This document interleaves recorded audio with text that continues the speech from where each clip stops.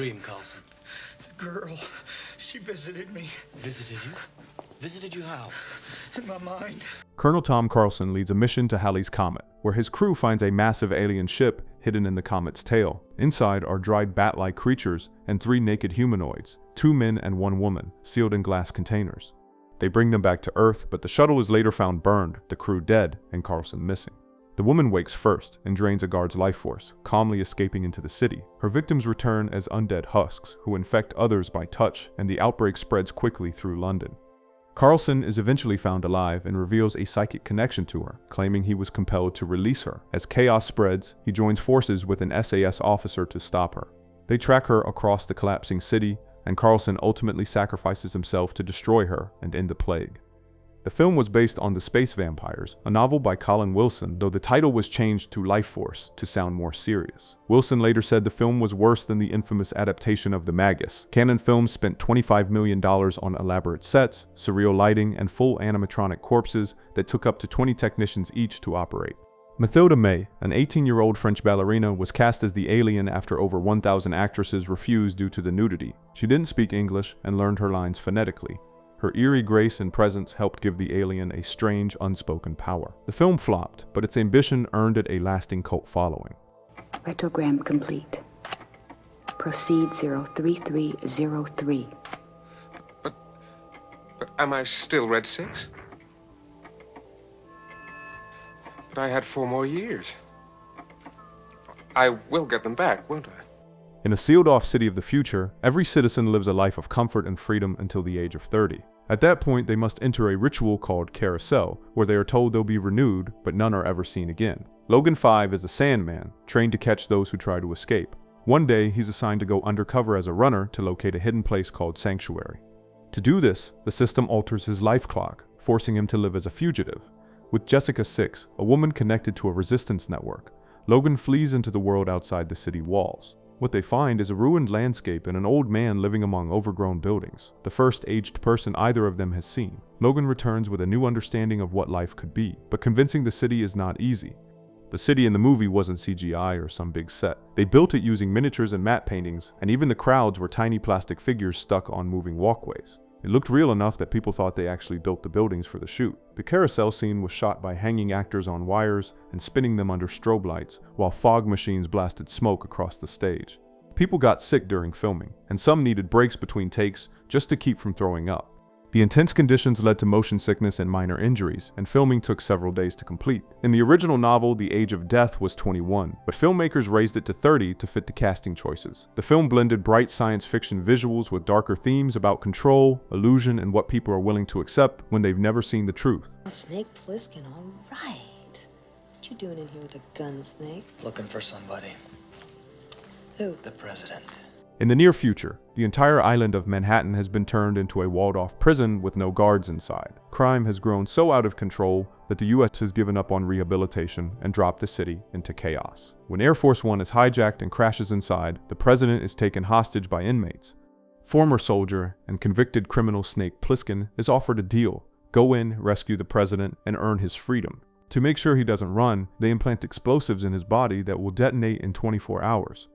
Urgent Plissken has to navigate through a city full of gangs, betrayals, and ruins, with the clock ticking down. He finds the president, escapes with him, and survives the mission, but not without leaving a final mark of defiance. The post-apocalyptic version of New York was filmed mostly in East St. Louis, a real area that had recently burned down and been left abandoned. Kurt Russell came up with Snake's whole look on his own. The eye patch, the raspy voice, even the attitude. He based it on Clint Eastwood, but a more burned-out version. Wearing the patch messed with his depth perception the whole time, which made doing the fight scenes way harder. The movie itself feels rough on purpose, bare bones, grimy, and full of empty streets. Snake isn't really a hero, more like someone who's used to crawling through broken places and getting things done anyway. I want answers. I want to know why it takes 15 shots to take down some zoned-out stripper. I want to know why 3 law-abiding citizens all of a sudden go crazy and start killing people. I want answers, and I want them now. People in Los Angeles are suddenly committing violent crimes, completely out of character and without warning. Bank tellers go on killing sprees, quiet men start joyriding in Ferraris, and it all makes no sense until Detective Tom Beck is partnered with a strange FBI agent named Lloyd Gallagher. Gallagher reveals that the real problem isn't human at all. A parasitic alien is jumping from body to body, using people like suits, and leaving a trail of destruction behind. Gallagher himself is not what he seems either. He's another alien, a law enforcer who followed the creature to Earth.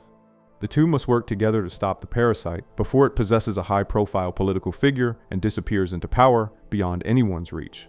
The film was shot with a gritty, guerrilla-style approach, often filming on the streets of Los Angeles without permits. Chase scenes and shootouts were done quickly, with hidden cameras and little rehearsal, giving the movie a chaotic and unpredictable edge.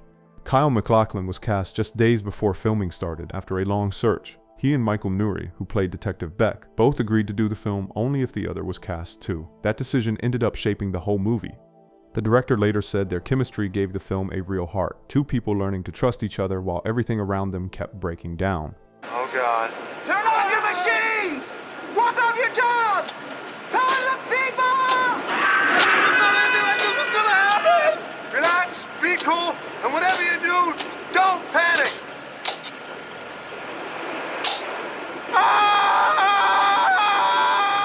In a galaxy where water is the most valuable resource, a crew of pirates raids enemy ships to steal ice. Led by Jason, a fast-talking rogue, the group lives on the edge, dodging the law and chasing profit.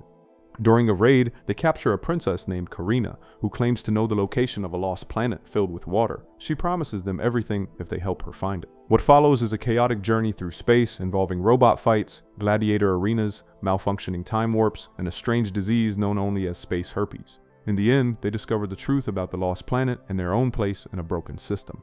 Mary Crosby, who played Princess Karina, wore a huge wig that got caught on a Morning Star during a fight scene, and instead of reshooting, they kept it in. That kind of accident happened a lot, and the crew leaned into it.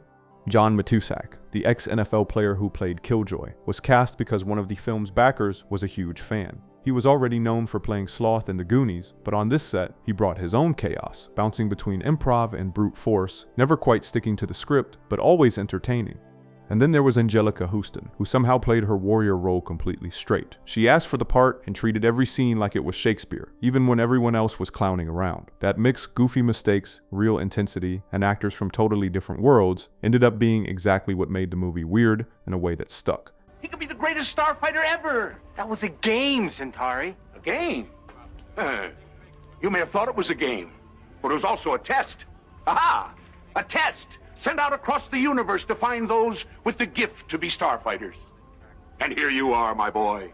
Here you are. Right, here I am, about to be killed. Alex Rogan lives in a trailer park and spends most of his free time playing an arcade game called Starfighter. One night, after setting a high score, he's approached by a mysterious man named Centauri, who reveals that the game was actually a test. Alex is invited to join a real war in space, fighting against a hostile alien empire. At first, he refuses, scared of leaving his world behind. But after his home is attacked, Alex changes his mind and takes the fight to the stars. With help from a reptilian co-pilot named Grig, he learns to pilot a real Gunstar ship and becomes the last hope to stop the Kodan Armada. Lance Guest played both Alex and his android double Beta, but after test audiences loved the Beta scenes, they shot more. By then, Guest had cut his hair short and gotten sick, so he wore a wig and heavy makeup to match earlier footage. If you look closely, some of the Beta scenes don't quite match. Robert Preston, who played Centauri, improvised a lot of his lines and brought this big theatrical energy that made the character work. It was written for him as a kind of farewell nod to the Music Man, and it ended up being his last movie role. A lot of people like my friend Carol, I'm not telling tales out of school, but a lot of people can just sleep around, but not me. I really have to like the guy, otherwise it's just no-go. In Victorian London, H.G. Wells is not only a writer, but also an inventor, and he secretly builds a real working time machine. During a dinner party, news breaks that Jack the Ripper has killed again, and Wells is horrified to realize the killer is one of his guests. When the police arrive, the Ripper escapes using Wells's machine and vanishes into the future. Wells follows him, landing in San Francisco in 1979.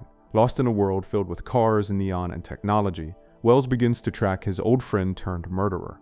Along the way, he meets Amy, a modern woman who helps him adjust and becomes his partner. As the Ripper adapts quickly to the violence of the modern age, Wells is forced to act, not as a thinker or writer, but as someone willing to face evil directly. The time machine was modeled after the classic 1960 design, with its gears, levers, and glowing lights, all operated by hand, just out of frame. But what made the movie feel personal wasn't the props. It was the real relationship that grew between Malcolm McDowell and Mary Steenburgen. While filming as H.G. Wells and Amy Robbins, they fell in love, and that closeness gave their scenes an emotional pull that couldn't be faked. They married soon after filming ended, and that genuine connection still comes through years later. McDowell had listened to recordings of the real H.G. Wells to prepare, but chose to build the character around quiet curiosity and vulnerability rather than mimicry. Steenburgen made Amy funny, sharp, and confident, steering her far from the usual helpless love interest. The two of them made the romance feel grounded, even as the story chased Jack the Ripper through time. Well, you might as well know, Miles, that reviving you as we did was in strict opposition to government policy. What we've done is highly illegal, Miles, and if we get caught, we'll be destroyed, along with you. What do you mean destroyed? What do you mean destroyed? Your brain will be electronically simplified. My brain? It's my second favorite organ. Miles Monroe is a health food store owner who goes in for surgery in 1973 and wakes up 200 years later in a completely different world. The future he finds is a totalitarian state filled with surveillance, strange machines, and no personal freedom. The government mistakes him for a spy, and he escapes, running through this bizarre society where everything feels upside down. Along the way, he meets Luna, a woman who starts off shallow and clueless, but eventually joins him in resisting the regime. Together, they join an underground group and get caught in a plot to clone the dictator from his lost nose. Between disguises, robotic dogs, and endless chases, Miles has to survive by improvising his way through a future that makes no sense to him at all.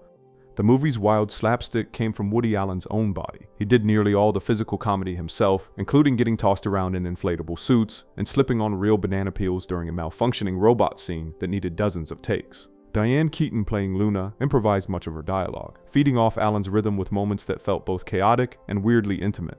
Their real-life creative partnership was still forming at the time, but the trust between them made room for surprises, especially in scenes that drifted from sci-fi parody into unexpected sweetness. The futuristic look came from real architecture, most notably the sculptured house in Colorado, a curvy, all-glass marvel Allen found in a design magazine. The film's future world mocked 70s obsessions like fad diets, government surveillance, and blind faith in technology, but always with a wink.